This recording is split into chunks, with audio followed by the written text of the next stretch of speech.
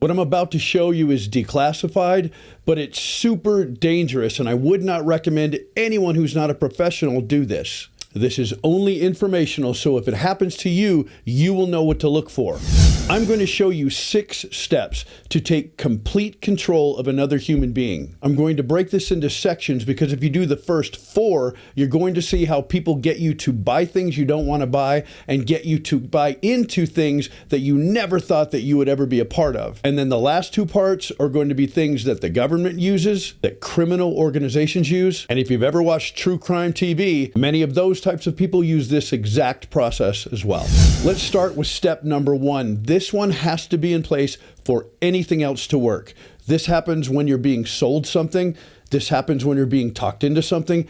And it happens to you when you're beginning to be part of a manipulation process. And number 1 is, just like all other mind control methods, the person doing it must be seen as an authority figure. Let me give you an example. Let's say that you and your wife or you and your husband have signed up for something you never thought you would win, but hey, maybe we'll get that weekend in Tahoe. Well, lo and behold, let's say that your names are pulled out of the hat and you guys get the free trip to Tahoe. The first person you're going to run into is going to represent someone who's very important, who makes all the decisions and all the rules. They will introduce you to this person, and this will give you the sense of they are in authority. If you're in the military, this exact same thing happens during boot camp.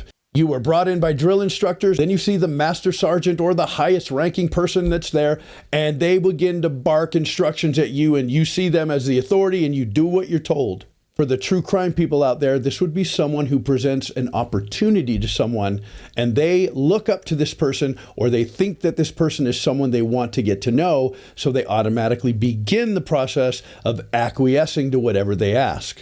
Regardless of all those things, step 1 is the person that wants to be the controller must be a person that is seen to be in authority. Step number 2, and you will notice this from any weekend getaway, you must provide something that is brand new.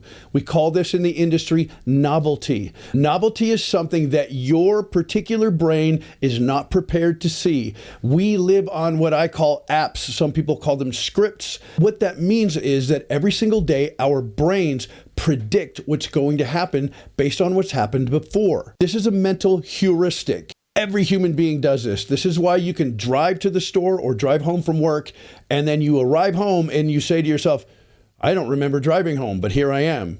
Or you get in the shower and you're thinking about something very important and you turn off the water at the end and you think, did I wash my hair? This is because your body is going through the motions. Your brain is running what's called a script or an app. It's just a mental heuristic. So novelty interrupts what your brain expects. So let's say that you're at Tahoe, you won this weekend, you met the person who's in charge. They're going to be presenting you with opportunities and with things that you've never seen before, conversations you do not expect.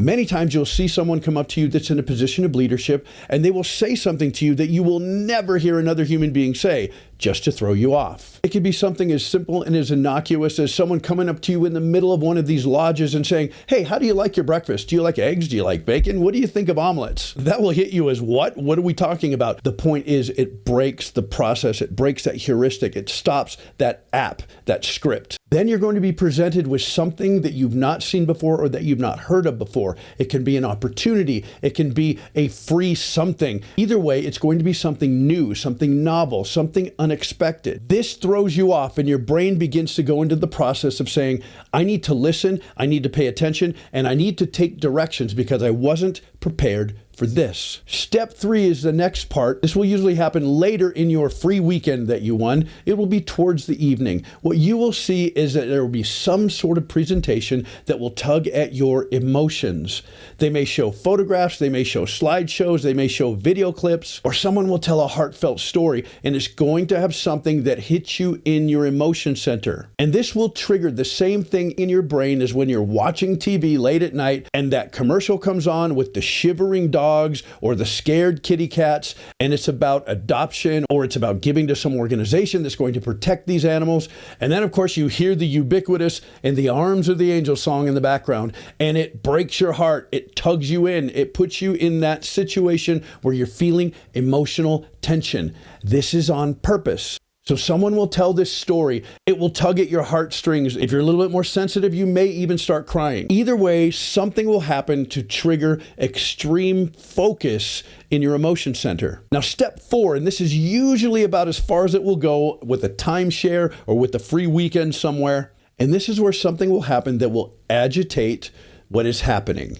In other words, if you go to bed at a certain time, you're going to find out that there's activities really late in the evening, something that interrupts your sleep pattern, something that interrupts your evening ritual or routine. And then you're going to find out that when you finally get back to your room, there's going to be some type of noise somewhere, whether it's a party, whether it's a song, whether it's people cheering. Something is going to happen periodically through the night, not constantly, but periodically, to interrupt your sleep pattern. The next thing you know, you're going to be likely woken up at a time that you didn't prescribe. At a timeshare or one of these free weekends, it'll usually be somebody tapping on your door and then presenting you with this opportunity of, hey, you don't want to miss this. I know it's early, but if you guys can get downstairs in the next 15 to 20 minutes, we're giving away blank. We're giving away an opportunity to go blank, whatever it is, and they stir your emotions. You're already there. You don't want to miss out on a free opportunity, so you hurry up and you hustle.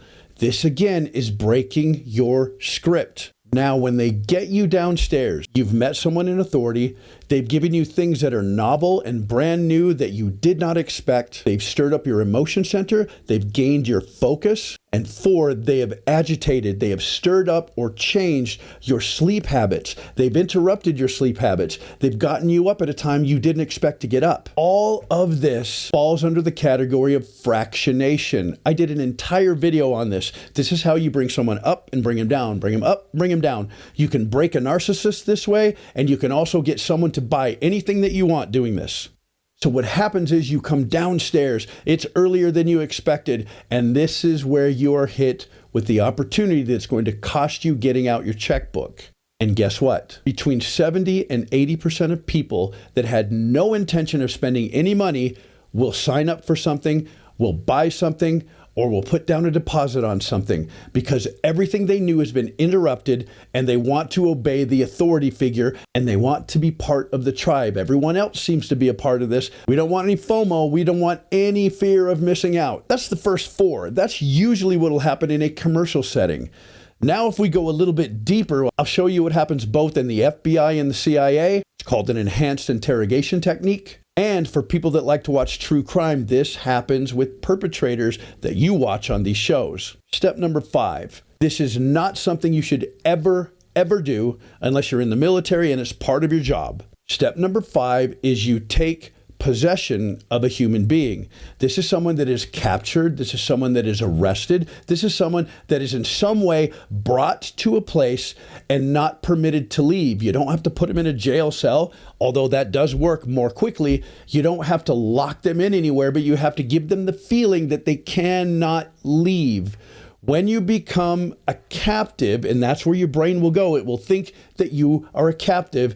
All of a sudden, everything that kept you in charge of yourself goes out the window because you now see yourself as being at the mercy of someone else. So the next part of number 5 is that you've already had your freedom removed and you already feel as though you can't go anywhere. So what happens next is that your calories are restricted. When you get into a caloric deficit for an extended period of time, you become unreasonably and unbelievably malleable, meaning you can be molded, you can be built up, you can be broken down, you can be controlled, and you can be completely manipulated. After several days of caloric deprivation, then people that want absolute control will go back to another step. And while you're in a caloric deficit and while you're in a place where you don't feel that you can go anywhere, they will begin to once again disrupt your sleep patterns. But this time it will be frightening. You will be asleep and in the middle of the night you will hear banging on the door. The door will likely fly open. Someone will come in who's either armed or has some type of a weapon with them, and they'll drag you into another room and ask you questions. Eventually they let you go back to your room and you don't know what to think of that. And this may happen once a night, twice a night, 10 times a night. The more unpredictable, the better it is for the person trying to control the other human being. And the last step, step 6, is repetition. Rinse and repeat. You do this over and over. And this is a guaranteed way to turn a perfectly normal human being into a zombie-like, fully compliant human slave. Here's why I'm telling you all these things. If you find yourself being brought into an organization or being brought into a meeting or being given a free weekend somewhere, be on the lookout. If they're offering you opportunities, don't take those opportunities. If they want you to hurry up and come downstairs because you might miss out on something, miss out on something. Because if you put up those stops right away, you will be one of those 20 to 30% of people that don't get taken advantage of and are not manipulated. So has this ever happened to you or anyone you know? Put it in the comment section.